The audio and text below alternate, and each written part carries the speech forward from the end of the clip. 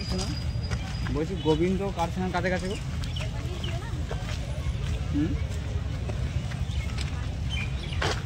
হুম গ্রামের ছেলে, তুমি চেনো ছেলেটাকে?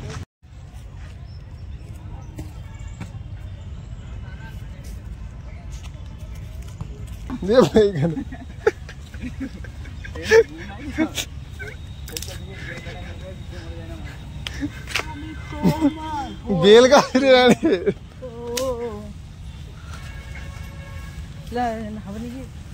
আমি তোমার বয়ে গেলাম, ওই যে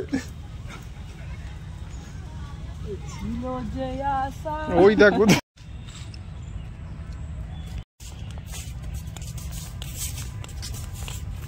একটা ছবি তুলবি হুম এরকম করে।